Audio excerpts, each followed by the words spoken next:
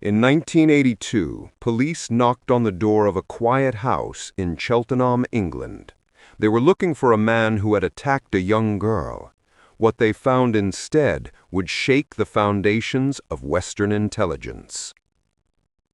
Hidden in a briefcase, espionage equipment, thousands of photographs, secret documents. The man who answered the door wasn't just a predator, he was one of the most damaging spies in British history. And for 14 years he had walked freely through the nerve center of the West's most closely guarded secrets. The year is 1968. The Cold War is at its height. The Soviet Union and the West are locked in an invisible battle, not fought with tanks or bombs, but with signals, with codes, with secrets whispered through the static of radio waves. In Britain, an organization called GCHQ, Government Communications Headquarters, listens to the world. They intercept Soviet transmissions. They break enemy codes. They track submarines beneath the Arctic ice. GCHQ is Britain's most secret weapon, and America trusts them with its deepest intelligence. Into this world walks Jeffrey Prime. He's 29 years old, a former Royal Air Force translator, speaks fluent Russian, quiet, unremarkable, the kind of man you'd pass on the street without a second glance. He's been positively vetted, background checked, cleared for access to some of the West's most sensitive operations. He joins the London Processing Group, translating intercepted Soviet communications. It's detail work, painstaking, important. And Jeffrey Prime is very good at his job. But there's something his employers don't know. Something that happened months earlier in Berlin. A secret that will haunt Western intelligence for over a decade. Berlin, 1968. A train carrying Jeffrey Prime crosses into West Berlin. He's still in the RAF then, working as a signals intelligence operator, monitoring Russian transmissions. But Prime has become disillusioned. He's seen poverty in Kenya during his service. He's listened to communist radio broadcasts. In his mind, he's constructed an image of Soviet socialism as something pure, something better. As the train moves through the city, Prime makes a decision that will alter the course of intelligence history. He throws a message at a Soviet sentry guard. In it, he offers his services as a spy. The Soviets don't respond immediately.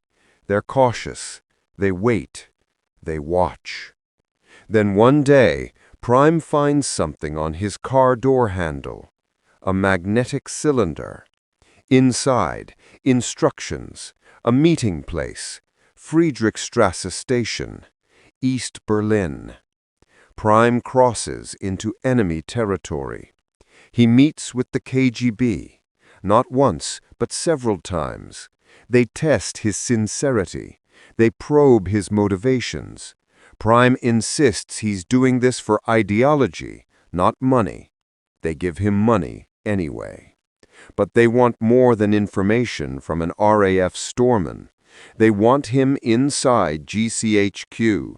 They want him at the source. Prime returns to Britain and applies. Thanks to his language skills and clean record, he's accepted. He becomes exactly what the Soviets need, a mole at the heart of British intelligence. The KGB trains him. In Karlshorst, East Germany, under constant supervision, Prime learns the dark craft of espionage. Invisible inks, one-time pads, microdots. They give him a Minox camera, small enough to hide in his palm, a briefcase with a hidden compartment. They give him a code name, Rollins. and Prime begins to photograph everything he can access. Back in London, he works methodically. At night, he listens for Soviet radio messages, numbers stations broadcasting encrypted instructions through the darkness. He finds dead drops in suburban locations: Esher, Abbey Wood, Banstead Railway Station, empty Coca-Cola cans stuffed with film, chalk marks on trees signaling successful exchanges. The Soviets are playing him now. 400 pounds here, 800 there. But that's not why Prime does it. He believes he's on the right side of history. What he's actually doing is dismantling Western intelligence piece by piece. In 1976, Prime moves to Cheltenham, to GCHQ headquarters itself. His access expands dramatically. He's placed in J Division, Special Signals Intelligence, Soviet intelligence specifically. He becomes one of only 3 officers with access to a vault containing some of Britain's most closely guarded secrets. He can take documents home. He can photocopy at will. No one questions him. And the Americans trust GCHQ completely. They share their most sensitive satellite intelligence. 2 programs, Rhyolite and Canyon. These satellites intercept Soviet missile telemetry, Chinese communications, Middle Eastern signals. The raw data is overwhelming, so the NSA asks Britain to help analyze it. Jeffrey Prime is giving a Byman security clearance, the highest level, access to everything. He photographs it all. But Prime's most devastating betrayal is yet to come. He tells the Soviets about Project Sambo. It's a joint UK-US program designed to track Soviet submarines through their secret radio transmissions. Combined with underwater microphones and sonar-equipped aircraft, the West has been successfully hunting Russian subs beneath the waves. With Prime's information, the Soviets change everything. The advantage disappears. For years, Prime continues his double life, meeting KGB handlers in Vienna, Rome, Cyprus, passing thousands of documents. He copies over 500 classified files before he finally leaves GCHQ in 1977. He tells himself he wants out. He even buys a ticket to Helsinki to defect, but turns back at the last moment. He doesn't defect, but he doesn't stop spying either. The KGB contacts him again in 1980.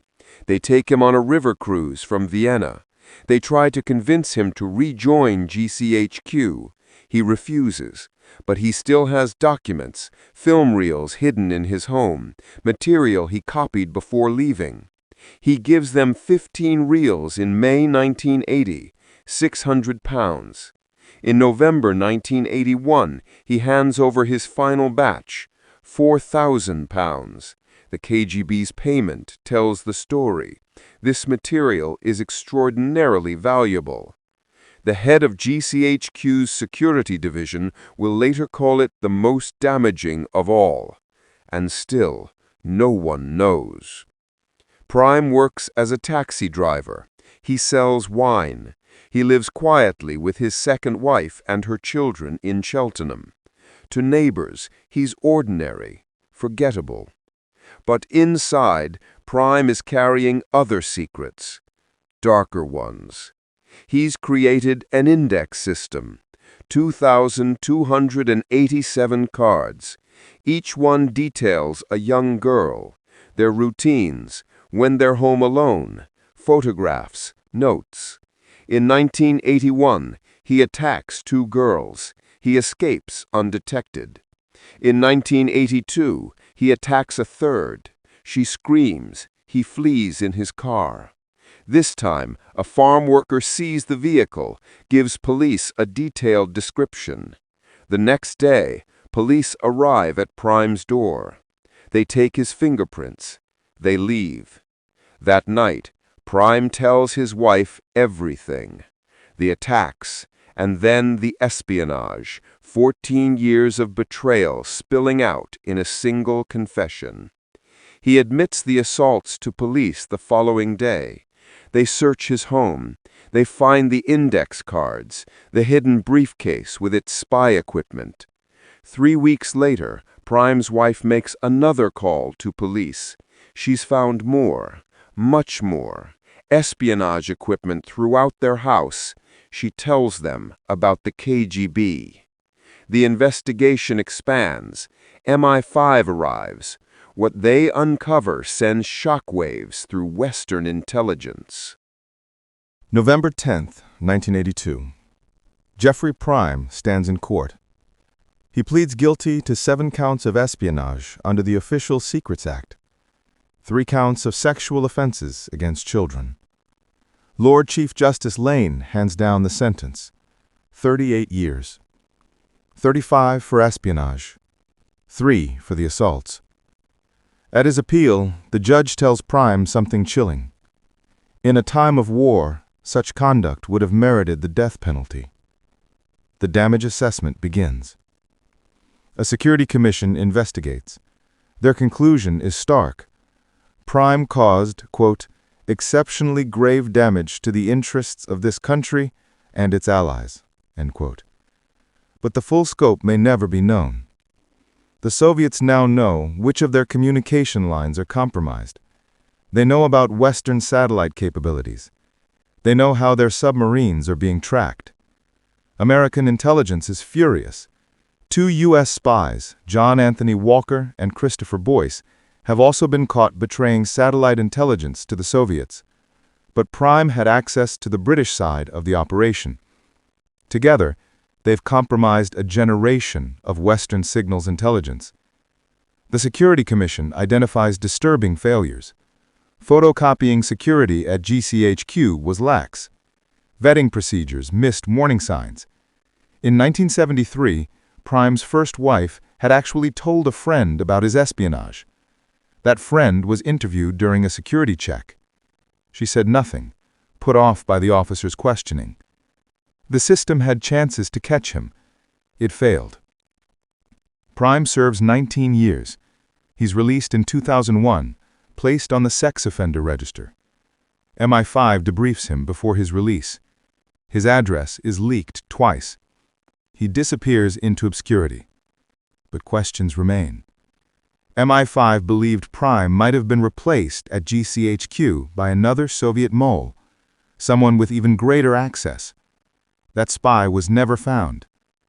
Prime himself would later say his espionage came from, quote, a misplaced idealistic view of Soviet socialism, compounded by basic psychological problems, end quote. But ideology doesn't explain everything. It doesn't explain the carefully maintained index cards, the surveillance of children, the double life that ran so deep even those closest to him never suspected. Jeffrey Prime wasn't a janitor. He wasn't a low-level worker stumbling upon secrets by accident. He was trusted. He was vetted. He was given access because the system believed in him. And for 14 years, he used that trust to photograph, copy, and hand over some of the West's most closely guarded secrets to the enemy, all while living a quiet life in Cheltenham, driving a taxi, selling wine, blending in. In the world of espionage, the greatest danger isn't always the enemy you can see. Sometimes, it's the person you never notice at all, the one who walks past you every day, the one you trust completely, until the day you discover you shouldn't have.